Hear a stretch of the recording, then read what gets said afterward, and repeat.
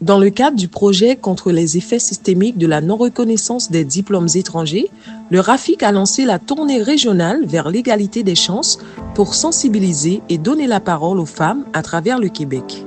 Le 10 octobre 2025, l'étape de Sherbrooke a réuni femmes immigrantes, organismes et partenaires autour d'un enjeu clé, la reconnaissance des compétences. Une matinée d'échange et d'engagement pour plus d'équité et d'inclusion. Le thème de la tournée régionale vers l'égalité des chances reflète notre volonté d'ouvrir un chemin vers un Québec plus équitable, plus inclusif, où les parcours et les talents de toutes les femmes soient pleinement reconnus. Donc merci à chacune et chacun d'être ici aujourd'hui. Selon l'étude que l'ATF, l'Action Travail des femmes, a menée en 2023, les données montrent qu'il y a 45,2% des femmes immigrantes qui subissent une situation de déqualification contre 30,1% pour l'ensemble de la population active du Québec. Donc ça veut dire que près d'une femme immigrante sur deux est touchée. Son rapport de stage et tout, elle disait que ce serait bien, ces gens-là n'ont pas aussi de soutien psychologique. Vivent des situations extrêmement difficiles parce qu'ils ont tout quitté là-bas pour venir s'établir ici et avoir une vie meilleure. Mais ils sont désillusionnés complètement, ils n'arrivent pas à travailler dans leur domaine. C'est ça qui devient compliqué en RAC.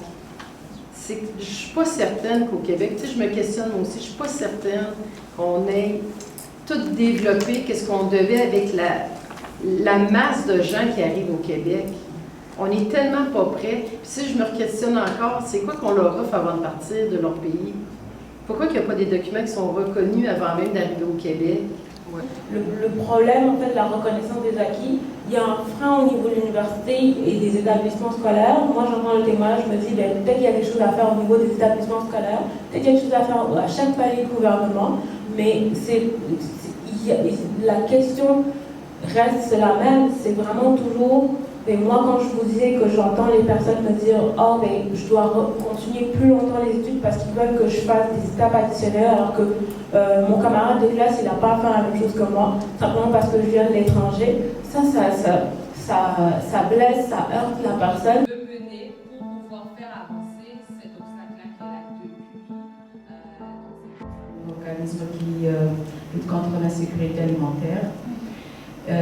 Mais moi, dans mon pays, j'ai un diplôme de médecine de base et j'ai un master en santé publique. Et j'ai fait effectivement l'évaluation comparative et ça a été reconnu santé communautaire et épidémiologie. Donc, mais pour le moment, je travaille là comme une action ce jour d'arc en tant qu'agent de projet. Là, je gère un projet qui s'appelle Bienvenue à Sherbrooke et qui a comme pour but d'aider les personnes qui arrivent à Sherbrooke effectivement de s'intégrer au travers des activités de rapprochement interculturel. Donc c'est quelque chose qui est très loin de ce que je fais.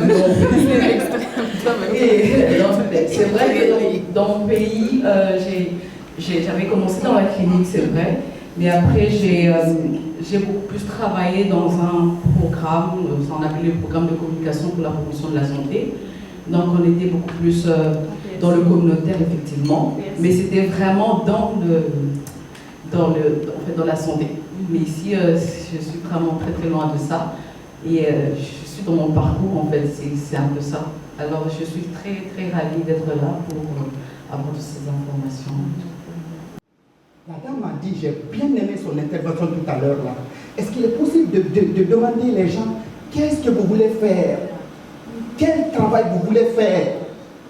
Vous êtes bien dans quel domaine? Ça déjà, c'est un grand pas. C'est dans une de mes recommandations d'uniformiser les services.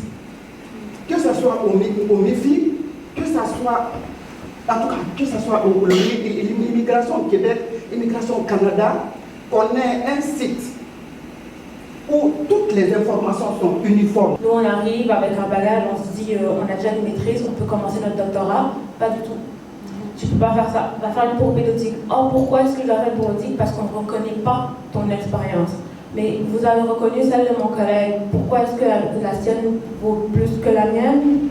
Ça sonne un peu étrange comme discours, parce que c'est ce que ça transmet comme information. Donc c'est vraiment changer la mentalité, essayer vraiment de sensibiliser les universités à leur niveau, ce qu'ils peuvent faire, c'est quand même essayer de reconnaître davantage le fait que l'expérience de ces personnes-là vaut quelque chose.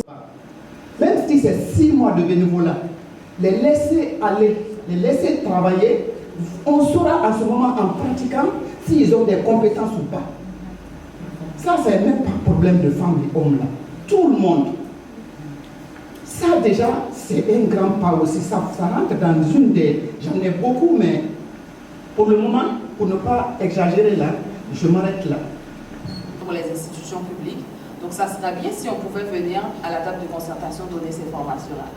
Parce que normalement, c'est pour ces cibles justement, c'est pour pouvoir éduquer les gens, mettre cet enjeu sur la table, en parler, en discuter, voir qu'est-ce qui peut changer justement. Donc je pense que ça, ça serait déjà un bon point. Justement, nous rejoindre à la concertation, parce que nous aussi, à ce niveau-là, on porte la voix de l'ensemble des membres, des partenaires, et on aura des conférences de presse. On veut faire avancer la cause, on veut vraiment que ça arrive aux oreilles de qui de droit. Alors c'est ça, joignez-vous à nous et puis ensemble on va continuer à faire avancer la problématique et trouver des solutions ensemble.